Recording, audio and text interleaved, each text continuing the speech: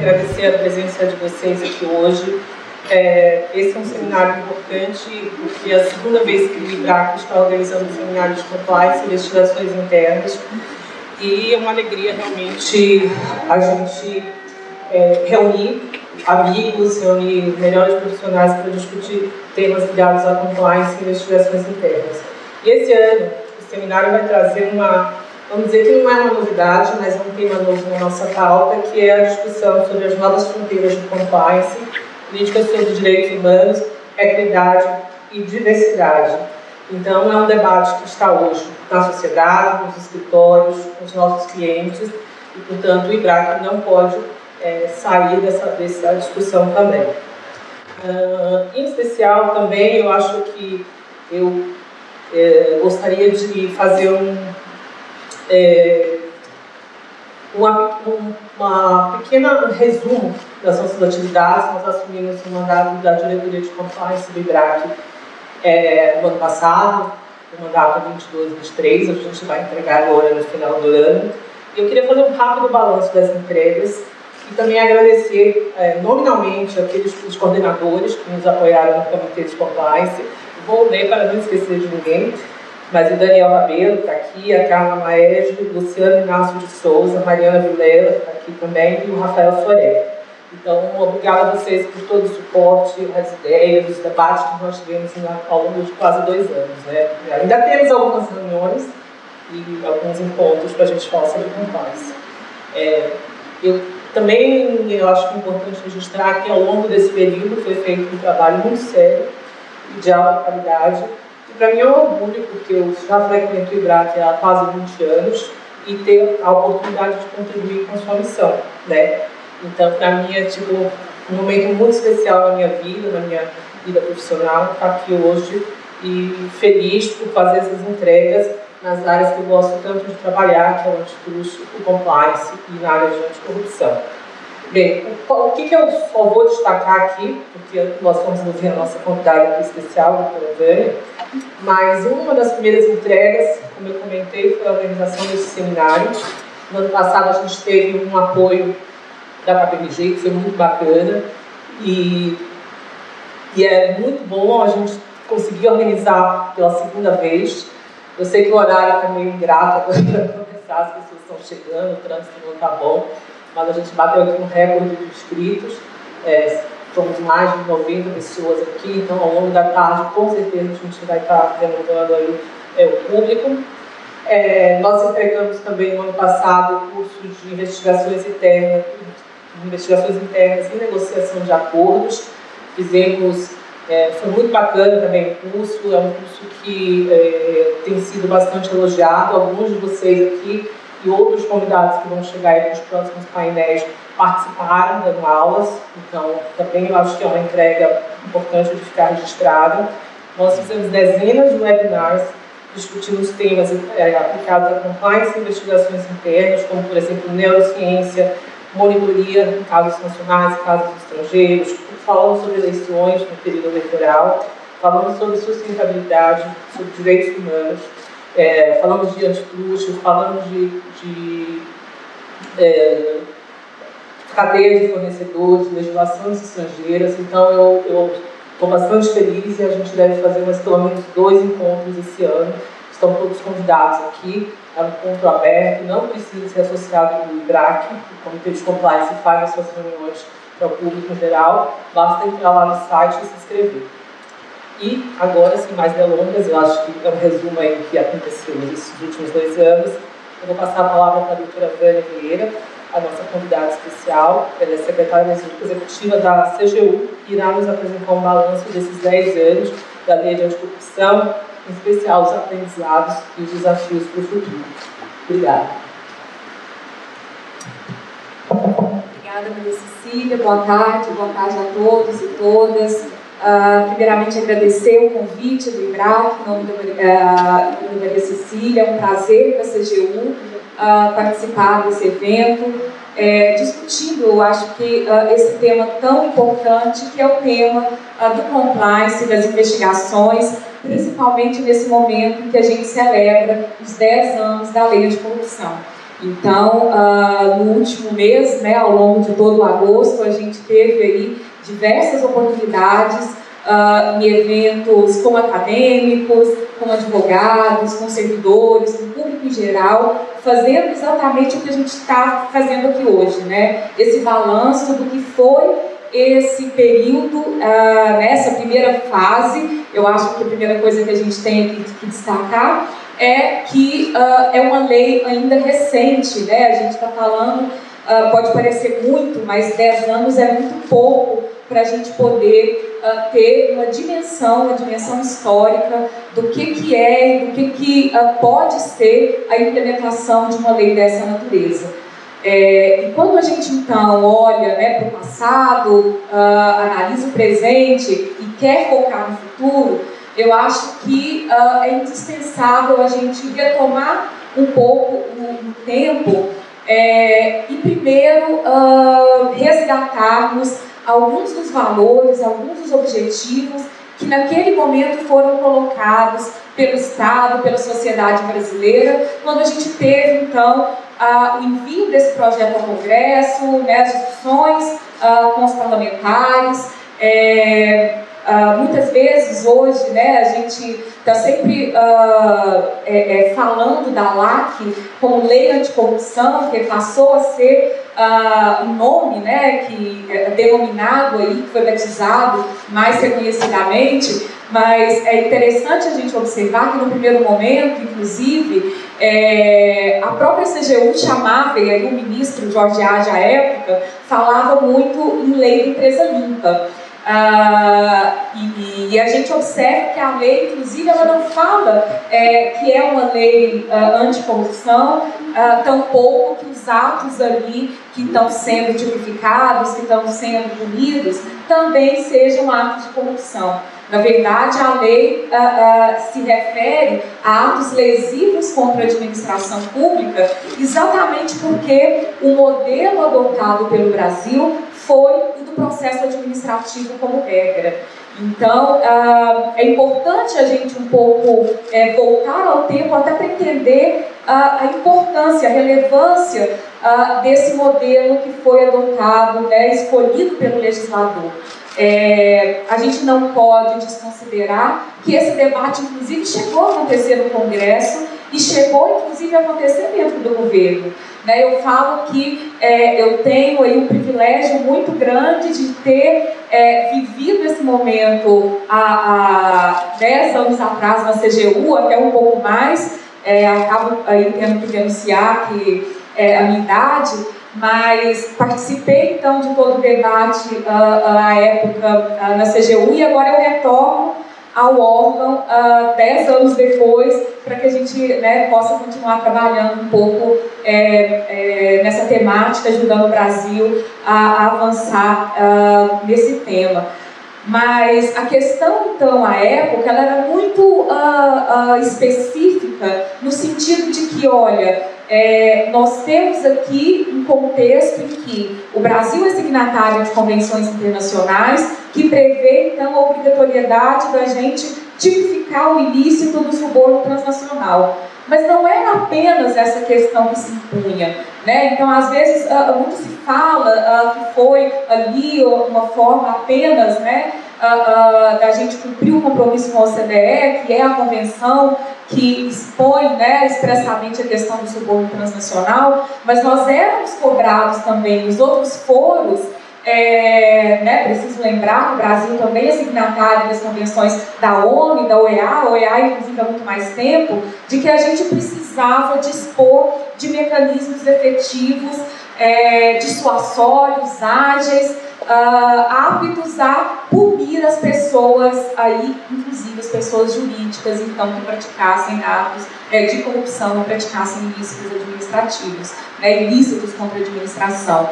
Então, a gente precisa entender que, na medida em que o Brasil, naquele momento, e aí eu estou falando aqui de coisa de 13, 15 anos atrás, que é quando esse debate começa a acontecer no âmbito do governo federal, a gente tinha, então, muito claro que nós precisávamos reforçar o ordenamento jurídico e o sistema brasileiro no sentido de punir os dois lados da moeda, né, os dois lados do balcão, para que a gente pudesse avançar no combate à corrupção. Então, naquele momento, a gente praticamente não dispunha de normas que possibilitassem que isso acontecesse, né? Preciso lembrar que a pessoa jurídica era punida ali na esfera civil pela lei de improbidade, era punida na esfera administrativa pela lei de licitações, mas vejam, em licitações a gente precisava de ter a relação contratual, né? Então, a gente chegou a enfrentar na CGU naquele momento, inclusive, questionamento no STJ. Me lembro muito bem que uma das primeiras sanções que a gente aplicou a uma empresa, da UTAMA, no âmbito de uma operação especial, uma das primeiras operações especiais realizadas entre CGU e polícia, a própria competência da CGU para aplicar uma sanção a uma empresa com a qual ela não tinha vínculo, afinal de contas a relação tinha que ser contratual, foi levada ao judiciário porque a CGU, como órgão de controle interno apenas do executivo, a rigor não teria, né, essa competência sancionatória. Então, foi um processo muito incremental. Naquele momento, então, foi a primeira vez que o judiciário reconheceu que sim, a CGU, como órgão de controle interno, como autoridade no âmbito do governo federal, competente para preservar o patrimônio público, a moralidade, né, a probidade, ela poderia aplicar sanções. Então, vejam que a gente vai aí avançando nessa seara e estava muito claro, né, que se a gente não tivesse normas que pudessem, então, permitir essa sanção à pessoa jurídica, a gente não ia conseguir, de fato, abranger aí todos os aspectos mesmo que dizem respeito, né, a esse enfrentamento da corrupção.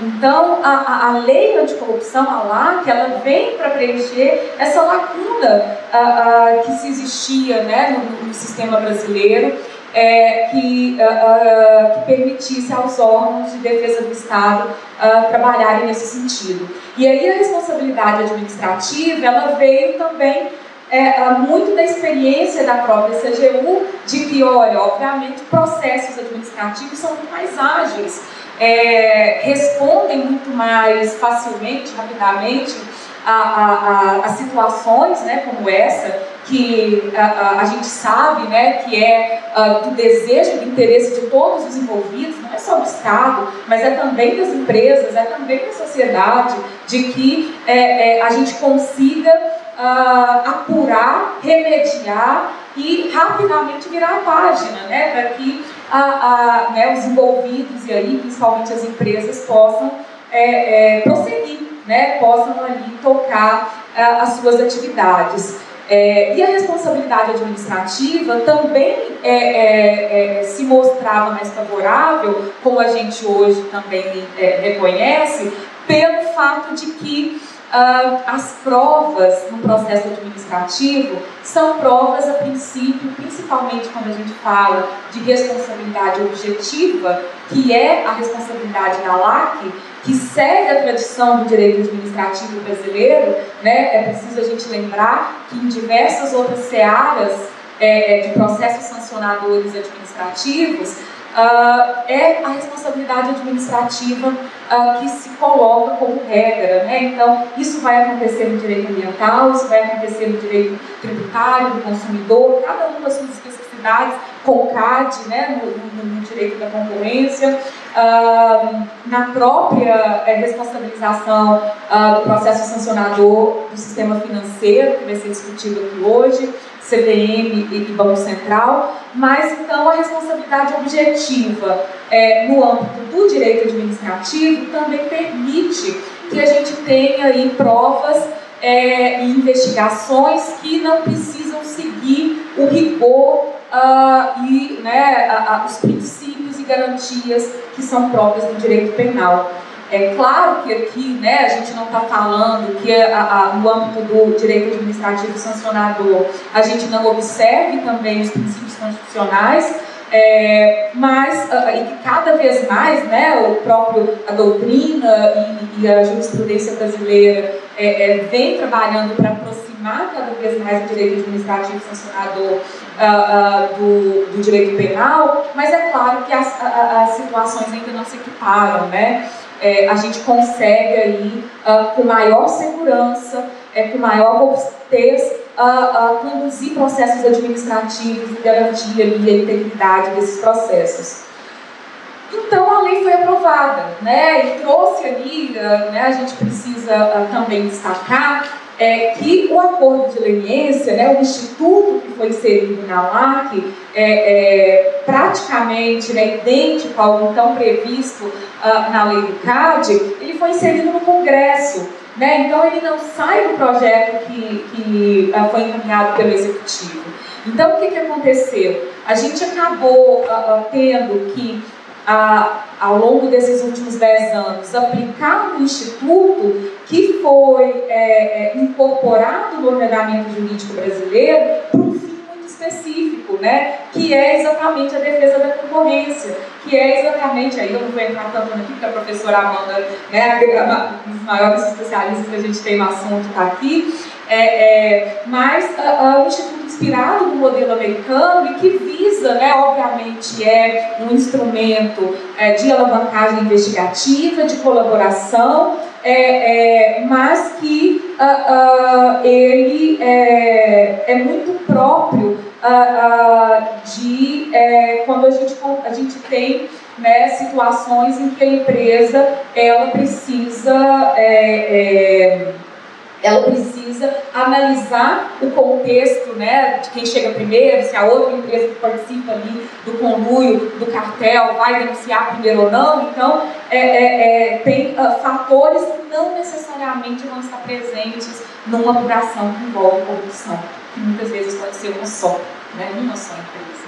Então, e sem contar toda a questão da multa, né, que foi previsto ali com base em faturamento, que faz muito sentido quando a gente aplica, né, essa metodologia de cálculo num contexto em que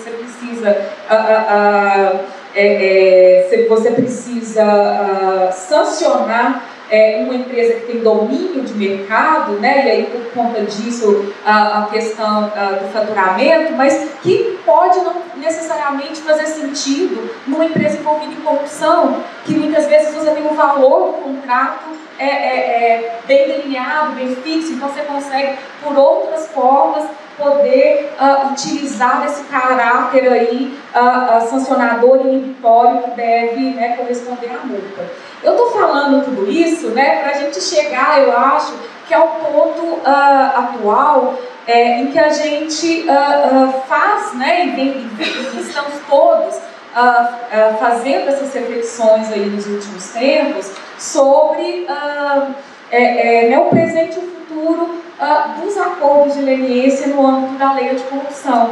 Então, eu acho que a gente precisa, obviamente, né, encarar esse processo como um processo de aprendizagem. A gente não pode ignorar o fato de que aqui, né, no Brasil, a gente sempre, a jabuticaba aqui, né, ela dá os montes, então a gente não só tinha, né, uma lei que se difere de outros países porque adotou a natureza administrativa.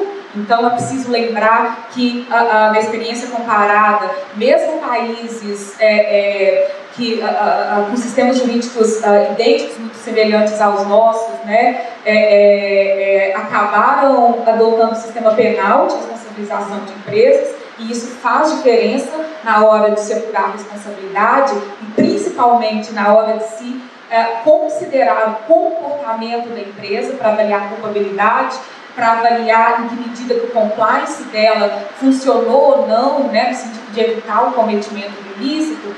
Mas o nosso aqui foi administrativo. O objetivo, né, teve um acordo de leniência que foi simplesmente transmutado do direito concorrencial para o anticorrupção, e que ainda por cima, né, assim que a lei entrou em vigor, a gente não tinha sequer ainda o decreto regulamentador da lei editado, vem a Lava Jato e já se fala, então, daquele instituto implementando, e aí a jurisprudência sendo, né, criada todos os dias, né, pelo Ministério Público, que não tinha, né, não tem competência pela lei para celebrar acordos, e aí é tudo história que vocês, né, obviamente conhecem muito bem, e cuja discussão se encontra agora no Supremo Tribunal. Então, a gente tem aí uma DPF em tramitação que vai fazer todo esse debate sobre a legitimidade das instituições, sobre como é que a gente, então, endereça essa situação de ter uma...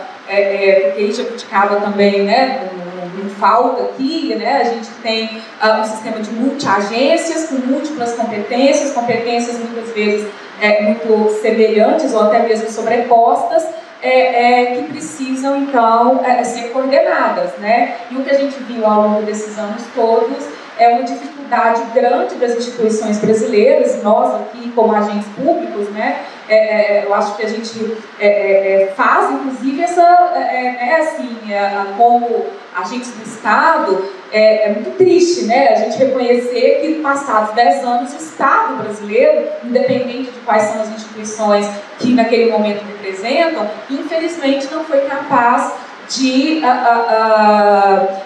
chegar a um consenso, chegar a um denominador comum e poder, né, encaminhar essa situação, trazendo segurança jurídica, previsibilidade para as empresas, né? Então, hoje eu acho que esse é um dos grandes pontos que a gente tem aqui ainda a ser enfrentados, né? Mais do que essa falta de coordenação, é uma concorrência que existe entre as instituições responsáveis por perseguir esses atos lesivos contra a administração. Então, só que eu quero, né, chamar a atenção aqui para mais um fato, né? Então, o que aconteceu? Uma lei que visa, né, a enfrentar, a combater os atos lesivos praticados por pessoas jurídicas contra a administração pública, que vem, então, com esse objetivo, como eu disse para vocês, de trazer as pessoas jurídicas para esse contexto de luta conjunta. Então, no plano internacional, o debate era e é esse, né, no sentido de que, olha, se você tem os dois lados da moeda, não dá para a gente avançar no combate à corrupção sem ter as empresas como corresponsáveis por essa tarefa. Então, o acordo de leniência, ele é apenas um dos instrumentos em que a gente busca a empresa para colaborar com o poder público, vamos dizer, nesse combate à corrupção. Mas você tem, então, na lei,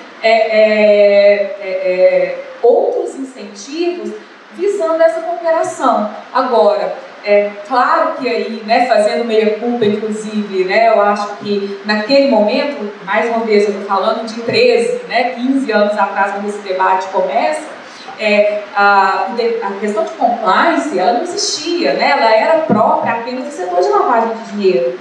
Né? Então, os próprios americanos ainda não tinham ali muita experiência, né, na utilização de compliance anticorrupção. Isso era algo absolutamente ainda muito incipiente. Então, quando a gente prevê na lei brasileira que programas de integridade poderão ser considerados como atenuantes, isso para aquele momento já foi um avanço incomensurável. O Brasil estava inovando, porque não se tinha isso no plano internacional. Então, estou aqui fazendo a meia-culpa para dizer que eu acho que hoje todo mundo reconhece que o incentivo é pequeno. Né, que por mais que a CGU tenha até ampliado um pouco mais o percentual de 4% para 5% do desconto que vai ser considerado, quando o CAD dá muito mais, embora o CAD não tenha nenhuma regulamentação sobre a matéria, né, então, mas a gente tem lá essa questão de que, olha, o que hoje, né, como é que você explica a motivação das empresas que investem muito para implementarem programas de integridade realmente efetivos, né, e que funcionem.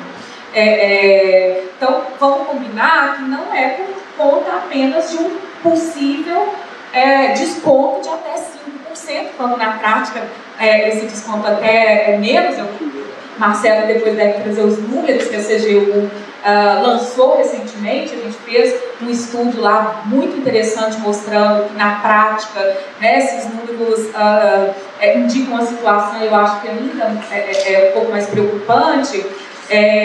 Mas então, se não é esse possível desconto num eventual processo sancionador que essa empresa enfrente no futuro, né, o que é que está gerando esse movimento, esse interesse das empresas brasileiras por promover, né, implementar programas de integridade? Então, o aspecto reputacional, sem dúvida, é hoje um dos principais elementos aí, né? Só que a gente precisa considerar que o aspecto reputacional, ele exerce muita pressão e atua, de fato, como um estímulo importante para as grandes empresas, para as empresas de capital aberto que operam na Bolsa, para as empresas com atuação internacional, porque aí elas são submetidas a outras regras. Em muitos países, inclusive, você já tem questões regulamentadas, né? Não só o compliance de corrupção obrigatório, mas cada vez mais na parte de integridade, de direitos humanos, de gênero, de direitos trabalhistas, né? Os países europeus e o próprio Estados Unidos vêm impondo regras às empresas de observância de medidas nessa área. Então você passa a ter ali um compliance quase que compulsório, mas não é no nosso caso, né? Então eu acho que agora, nesse momento, olhando para o presente, mas principalmente olhando o futuro, é preciso a gente voltar a essa reflexão de que, opa, peraí, o objetivo lá atrás não era apenas e nunca pode ser só apenas punir empresas, né? Então, direito sancionador, seja contra pessoa física, contra pessoa jurídica, ele não pode ter como objetivo, né, a punição. A gente sabe que esse modelo, vamos dizer, de comando e controle, né, tão clássico aí, tão utilizado pelo direito há tantos séculos, ele hoje é considerado por especialistas do âmbito acadêmico como um modelo superado, no sentido de que ele já não se mostrou mais capaz de produzir os efeitos que se espera no sentido de adequação de conduta. Então, se não é por meio da sanção mera e simples que a gente consegue conformidade, que a gente consegue esse comportamento ético, íntegro, que a gente está buscando, a gente precisa pensar em outros incentivos. A gente precisa entender o que motiva o mercado. A gente precisa entender o que motiva as empresas, né? O que faz que uma empresa decida investir em tal ou qual conduta, né? E é aí que o Estado precisa, eu acho, que repensar suas estratégias, né? E esse debate, ele estava, eu acho que muito lá atrás, quando a lei foi debatida, mas por todos esses motivos que eu coloquei aqui, de Lava Jato, né, da utilização da sanção da lei de corrupção para punir, porque existia também, eu acho que muita demanda reprimida, né? O Brasil tinha, como eu disse, a gente tinha lei de licitações, por exemplo, prevendo punição de empresas, mas isso praticamente não era aplicado, né? No máximo, a administração punia uma empresa que não entregava o produto, né? Assim, era algo muito... E aí, de repente, vem todo esse discurso de que, peraí, você precisa também responsabilizar a pessoa jurídica. Então, a gente sai de um patamar, né, de não punição para um patamar, talvez, de excesso de punição ou de desejo muito grande para poder mostrar essa capacidade persecutória do Estado. Então, a gente passou anos aí, né, e eu vejo isso de forma, acho que a gente acabou, lamentavelmente, né, se dedicando muito a essa questão dos acordos de leniência, de quem é competente, de como é que a gente calcula a multa, de como é que a gente sanciona a empresa, não sei o quê. E não que isso não seja importante, gente, pelo amor de Deus, né? Assim, não estou me defendendo, mas eu acho que agora é o momento da gente resgatar um pouco o debate, e que é o que vem sendo, de certa forma, né, discutido no mundo inteiro, como é que você, então, alcança esse objetivo maior, que é a adequação de conduta. Então, a gente utilizar de várias estratégias, que possam levar a essa conformidade. E aí, assim, para finalizar, eu acabei não calculando aqui meu tempo e estou falando, Mas, então eu acho que a gente chega no momento, que essa questão da promoção da integridade, ela hoje, ela também ela é revisitada como um todo, no sentido de que, olha, não dá para a gente confundir ou restringir o conceito de integridade ao conceito de anticorrupção, Então, o assunto está posto, a gente sabe, vocês estão fazendo essa discussão aqui, de que forma que a gente incorpora, então, nessa agenda, que já está, de certa forma, muito mais consolidada no âmbito das empresas, pelo menos nas grandes empresas, que aprenderam a ter que lidar com a temática da anticorrupção, mas agora a gente, então, traz outros princípios, outros direitos tão importantes quanto que precisam ser considerados. Então, eu acho que o desafio agora é a gente garantir organicidade, sistematicidade para isso, não dá para a gente sair criando aí mais caixinhas no âmbito das empresas, e a gente tem visto isso, grandes empresas criando ali ainda departamentos, coordenações, que vão cuidar uma de compliance ambiental, a outra de compliance trabalhista, a outra de gênero e diversidade, a outra de anticorrupção, quando, na verdade, os métodos, o pano de fundo, os instrumentos de prevenção, investigação, remediação, são os mesmos.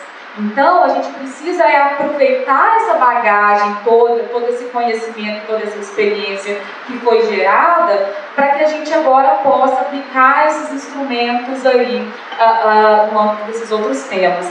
E aí eu fico muito feliz de ver que o IBRAC realizando um evento para discutir investigações e compliance, não no anticorrupção, mas vejo que já traz então as outras temáticas, porque aí é o último ponto que eu queria também trazer aqui, a gente, como eu disse, falou muito de acordos de leniência nos últimos anos e dessa falta de coordenação entre as agências, mas a gente ainda não se debruçou sobre o problema do processo administrativo e sancionador múltiplos que existem nos diferentes órgãos e agências brasileiras. Então, ou seja, a gente hoje, você pode ter uma empresa respondendo por atos lesivos contra a administração pública em diferentes esferas, então, muitas vezes ali, até agências reguladoras, e o processo sancionador vai ser diferente.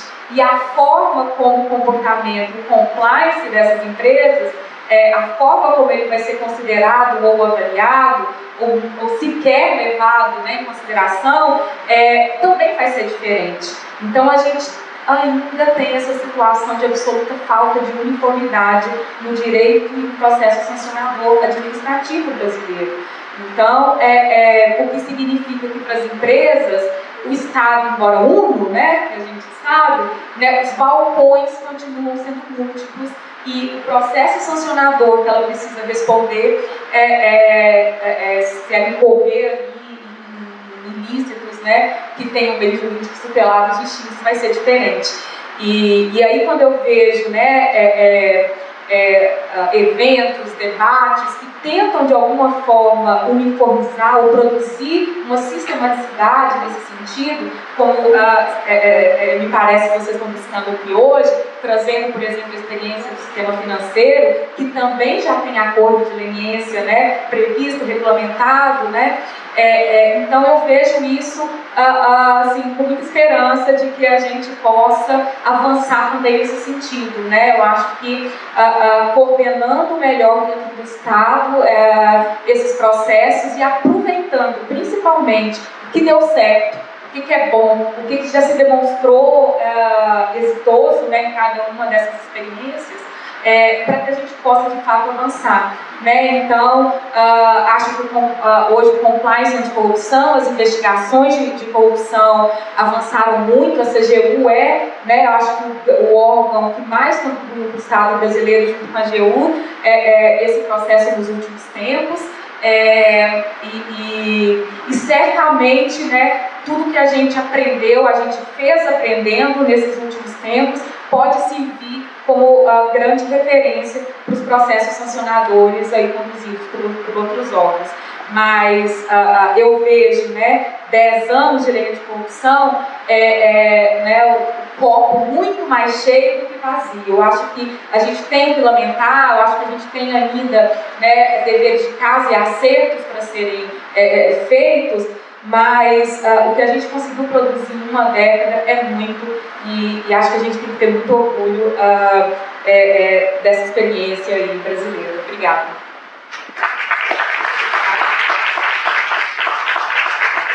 Você faz um panorama bem completo do que aconteceu nos últimos 10 anos de como a CGU está vendo as coisas que estão acontecendo, tentando entrar em harmonia com outros órgãos.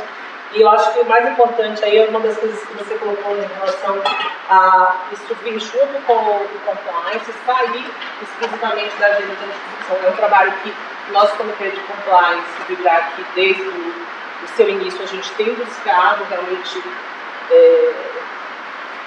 trazer temas diferentes, trazer temas diversos. Eu acho que a gente fez isso aí ao longo dos últimos anos. E é isso. Eu não sei se alguém tem alguma pergunta, a gente está meio apertado de tempo, mas acho que uma pergunta seria possível. A minha pergunta, na verdade, acho que vai ser um pouco dupla. Uma pensando, então, nessa inclusão dentro dos programas de compliance, esse conceito mais amplo de integridade, aí do acordo assinado com o Ministério da Igualdade Racial. E aí, como isso vai ser impactado na Proética, e se a ideia é trazer depois disso, isso também para a avaliação dos programas de integridade no âmbito dos PAC. E o segundo ponto aqui, pensando um pouquinho, né, no que você trouxe tão bem, de talvez aumentar o benefício ou o incentivo aos programas de integridade, dentro das inovações também, do acordo assinado com o BNDES para os financiamentos do banco, se essa é uma tendência que a CGU vê, se não dá para modificar a lei e transformar os programas obrigatórios para todo mundo, se a tendência é que se tente usar aí os mecanismos estatais de incentivo do financiamento e outros sentidos para isso. Obrigada pelo pergunta, Rafael. Sem dúvida, essa a nossa intenção, né? A gente encara, né, o Estado como um indutor de boas práticas, um indutor desse comportamento ético íntegro que a gente quer alcançar no âmbito do setor privado. E aí a gente precisa pensar em quais mecanismos. Então, você citou, por exemplo, né, o acordo recente que a gente firmou com o BNDES, que foi né, um grande avanço, uma grande conquista. O banco agora se comprometeu a passar a exigir das empresas para as quais ele concede, né, incentivos, financiamentos, também programas de integridade. A gente vem trabalhando com outras instituições e entidades para que a gente possa também aplicar essa experiência. A gente tem a nova lei de licitações entrando em vigor, que também já prevê programas de integridade para os contratos de grande vulto. A gente previu no âmbito do PAC, né, o novo PAC, as empresas que participarem, forem contratadas, deverão assinar um pacto pela integridade. Então, vejam que já é no sentido de que, olha, vão ser convidadas a assinar um pacto. Não existe uma cláusula, uma lei que obrigue ou que condicione, né, a sua participação em licitações nesse sentido, mas tem esse caráter aí bastante forte de indução. Assim como a gente vem trabalhando, como você disse, direitos humanos, tem já já também todo o debate em torno das questões de gênero. A gente está trabalhando na revisão do Proética, né? O Proética hoje é a principal política de fomento da CGU, da integridade privada. Então, essa revisão já busca exatamente fortalecer esse papel indutor, e a gente acredita muito nisso, né? Que, para além da sanção, a gente precisa investir em outros mecanismos para trazer o setor privado efetivamente para essa luta.